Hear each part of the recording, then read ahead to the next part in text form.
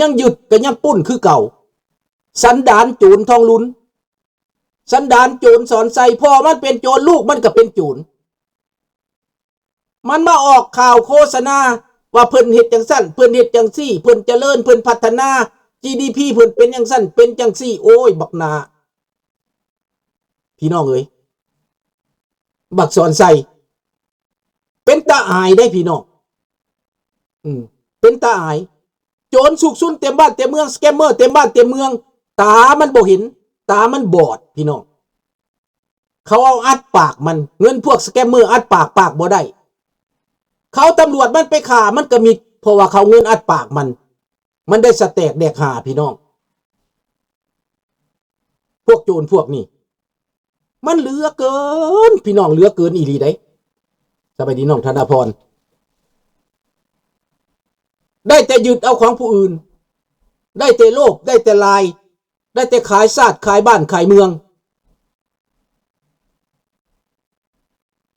มันเอาจีนเข้ามาจีนบ่ได้เสียหยังเฮ็ดทางรถไฟมาเพื่อยุทธศาสตร์ของมันเพื่อขนสินค้ามันลาวเป็นหนี้จีนเป็นผู้ได้บ่แฮบ่เพชรบ่พลอยกับจีนเอาไปเบิดแร่เอิดกับคนทั้งเว้นคนทั้งคืนจนทางเป็นขี้ตุ่มจนทางเป็นขี้ฝุ่นคนแก่จนว่าพ่วงจนล้นจนเหลือเขาปุ้นซาดต่อหน้าต่อตาพี่น้องประชาชนเขาปุ้นซาดต่อหน้าคนลาวเขาเยาะเย้ยคนลาวบ่มีหากบ่มีอินเขาเยาะเย้ยพวกแก้วมันใหญ่สบายดีลิบมันปุ้นซาดต่อหน้าต่อตาประชาชนคนทั้งเว้นทั้งคืนเห็นแล้วบอก50 ปีที่โจรครองเมืองตอนมันเข้ามามีที่เกิดติดรถเงินเดือนก็บ่มี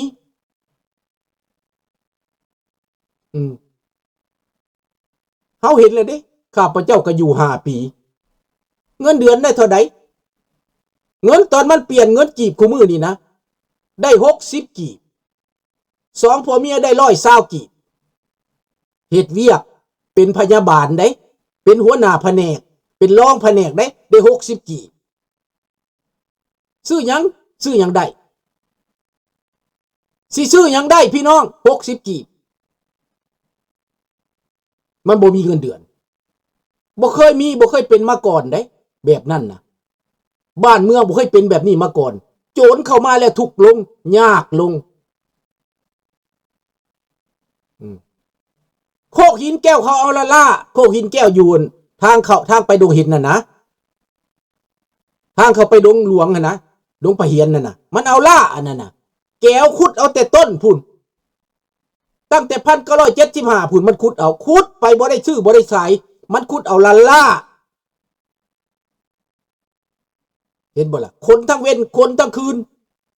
มันขนไปเดี๋ยวนี้เจกเอาแก้วเอาพอแล้วเจกเอาบาทนี่นะ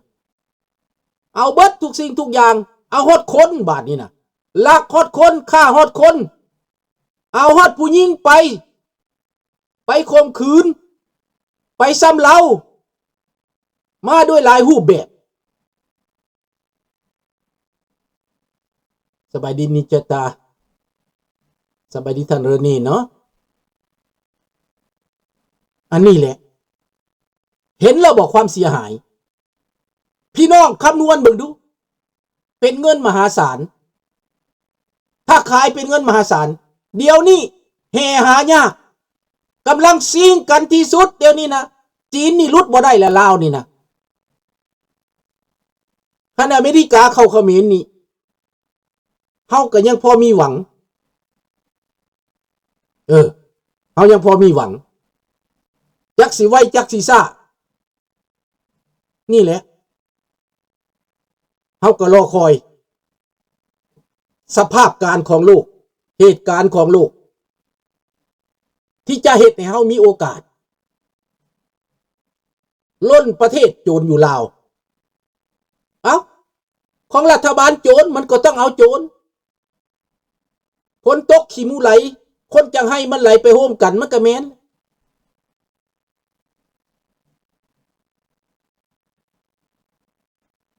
ก้งกระเบาก็ขายทองคำขายเบิดประเทศนั่นแหละสา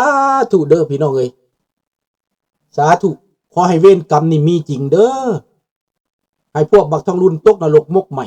อย่าให้มันได้พุทธได้เกิดบักสอนไส้บักทองลุนบักเสลิมไส้และพักพวก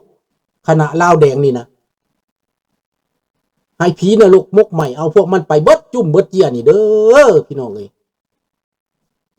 คนลาวตื่นขึ้นมาเด้ออยู่ทางนอกให้พร้อมใจกันเด้อพี่น้องเด้อทางในก็ให้พร้อมใจกันเด้อเฮ็ดแบบยูเครนเฮ็ดนั่นแหละเอาแบบยูเครนนั่นแหละลูกน้องบักปูตินอันนี้นะเฮาบ่ต้องเอามันไว้รวบทั้งแจ้งเลยพวกนี้นะจัดการมันทั้งนี้นะลุงสิตัดสินมันเองดอกเกินว่ามันโพดมันเหลือพี่น้องอภัยกันบ่ได้ดอกกับพวกนี้นะเบิ่งแล้วนะบ่ทรงสิอภัยกันได้แหละเกินว่ามันพิลึกเกินว่ามันพิล่ำเกินว่ามันล้นล้ำเหลือเกินว่ามันโพดมันโพเกินว่ามันกระดักกระดอพี่น้องเอ้ยเขาบ่เคยฮู้เคยเห็นโจรพวกนี้หน้าด้านหน้ามึนเข้ามาจากป่าอ้างว่าตัวเป็นคนดีสถาปนาเป็นคนดีสถาปนาว่าเป็นคนหักชาติสถาปนาว่าตัวเองนี่มีความสามารถเป็นคนเก่งเป็นคนฉลาดส่องใส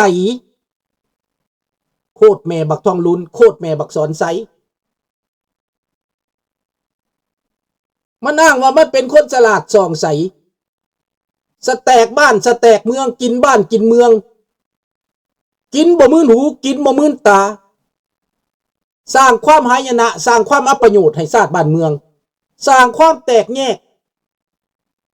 ในประวัติศาสตร์ลาวบ่มีคนแตกออกจากประเทศมีแต่สมัยบักทองลุนบักสอนไส้นี้คนหนีจากประเทศระบอบคอมมิวนิสต์นี้หนีไปฮอด2 ล้านคนพี่น้องเอ้ยคนลาวได้หนีจากประเทศ2 ล้านคนเห็นแล้วบ่ย้อนหน้ามือของโจรพวกนี้ใส่ห้ายป้ายสีหาเรื่องหาราวใส่ความยึดทรัพย์ยึดสินยึดให้ยึดหน้าเขายึดดินยึดดอนเขาบ่สามารถจะพรรณนานับได้ท่านผู้เงินความเสียหายนี่นะสมควรประหารชีวิตพี่น้องแต่ว่ามันเฮ็ดหน้าด้านหน้ามึนถ้าคนลาวเฮาบ่สามัคคีกันถ้าคนลาวเฮาบ่เป็นหนึ่งเดียวนะเขาก็จะหน้าด้านหน้ามึนต่อไปทางที่ดีที่สุดคือเป็นน้ำหนึ่งใจเดียวกันเว้าเป็นเสียงเดียวกันเฮาจึงจะมีพลังภายใต้การนำพาของราชวงศ์ล้านสร้างหงขาวภายใต้การนำพาของเจ้าสุริวงศ์สว่างขอให้พระองค์ทรงพระเจริญขอพระองค์จงมีความปีศาจสามารถผ่าแผ่หมู่มารศัตรูนั่งอยู่เฉยๆไก่พวกบักตะลุนตายง่อยไป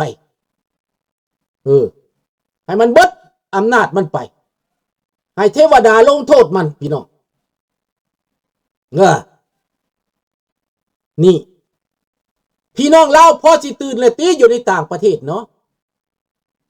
ในประเทศก็ตื่นแล้วตามข้าพเจ้าเบิ่งนี่เริ่มตื่นแล้วเดี๋ยวนี้นะคนต่อต้านพวกเฮานี่น้อยลงเพราะว่าเขาตื่น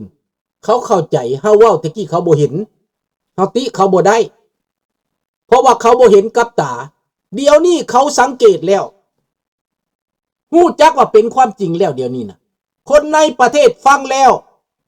เขาเข้าใจเขาเปรียบเทียบได้แล้วแต่ยังคนนอกประเทศยังเมาหยังว่าซั่นเมาเขาเซินเมื่อลาวเมาเขาให้เกียรติเมาว่าเพิ่นมีเงินเมาว่าเพิ่นเป็นเศรษฐี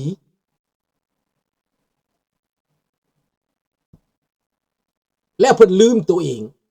เพิ่นเมาแบบนี้ถ้าลาวเนาะแต่ก็บ่เป็นหยังพวกที่บ่ได้เมาพวกที่บ่หลงสติพวกเฮาต้องเป็นน้ำหนึ่งใจเดียวกันพวกมันเมาก็ให้เมาไปพวกมันบิดเบือนก็ให้บิดเบือนไปแต่ว่ากรรมเวรจะตอบสนองเขาดอกขอบใจหลายๆเด้อทอนอยากให้คนเราทั้งประเทศนั่นแหละ พร้อมเวลาเขาลุงห้องแล้วมันขึ้นมาพร้อมกันโลดเฮ็ดหน้าที่บ่หยุดบ่ยั้งเวลามหาอำนาจเขามาเวลาเทวดามาโพดสบายดีวันไอออน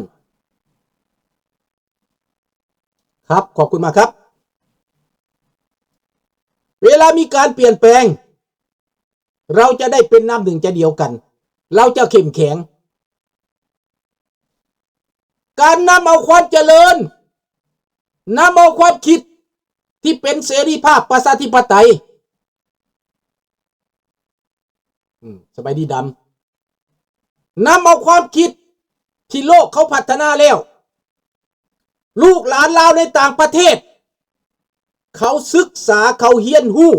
เขาวิวัฒนาการก้าวทันโลกและลูกหลานผู้ที่มาแต่ประเทศลาวมาเฮียนอยู่นี่ก็มีข้าพเจ้าเห็นอยู่แต่เขาปากบ่ได้เขาปากบ่ได้เขาย่านบ่ได้กลับเมื่อเขาคือฮอดพ่อฮอดแม่เขาบ่เป็นหยังอีกวันหนึ่งก็ต้องยอมร่วมมือกัน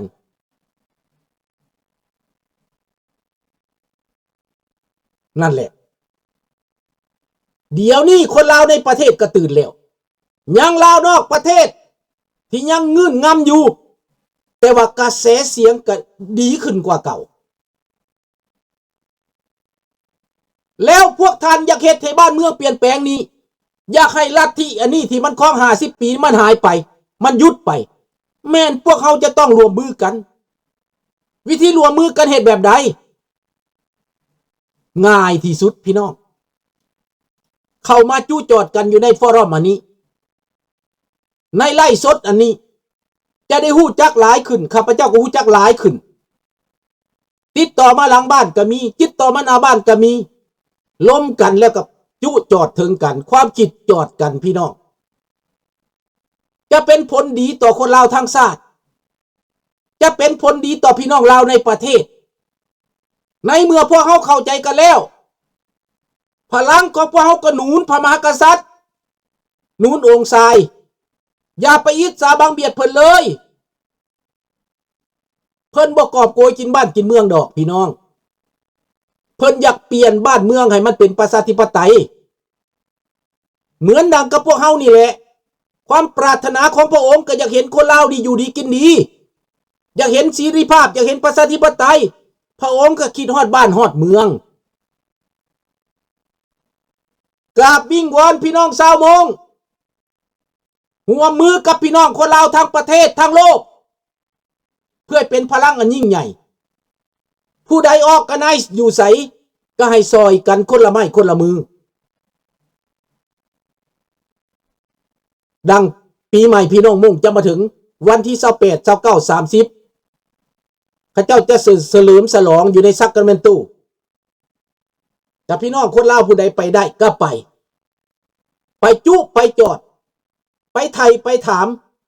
ไปพบไปพ่อไปสนับสนุนไปสร้างความสัมพันธไมตรีอย่าอยู่ภัยอยู่มันให้มันเป็นพลังอันมหาศาลนำเสนอขึ้นมหาอำนาจให้เขาเห็นพร้อมนำนี่เงินโจรที่เขายึดมาได้นั้นเขามีเงินโจรที่เขายึดมาเงินโจรแล้วนั่นแหละจะไปทำลายโจรลูกปืนโจรยิงหัวโจรเงินโจรทำลายโจรพี่น้องแม่นทุกคนต้องหัวมือกันมันถึงเวลาแล้วที่คนลาวเขาจะต้องเป็นน้ำหนึ่งใจเดียวกันสบายดีน้องรัตดาวันมันถึงเวลาแล้วที่คนลาวเขาจะต้องเข้าใจที่เป็นห่วงเป็นใยน้ำชาติน้ำแผ่นดินมันถึงเวลาที่พวกเขาจะตอบสนองบุญคุณแผ่นดินบุญคุณบรรพบุรุษชาติที่ให้กำเนิดประเทศที่ให้กำเนิดเฮาเคยอยู่เคยกินเฮาเคยตลอดปลอดภัยเฮาเกิดได้แผ่นดินตอนนี้ข้าพเจ้าพร้อมแล้วจะเสียสละเพื่อลูกเพื่อหลานเพื่อบ้านเพื่อเมืองขอเพียงแต่ลูกหลานเป็นน้ำหนึ่งใจเดียวกันเท่านั้นเดี๋ยวนี้อยู่ท่าแขกโฆษณาบิดเบือนให้หลัดทุกๆเศร้าแรงยุคนี้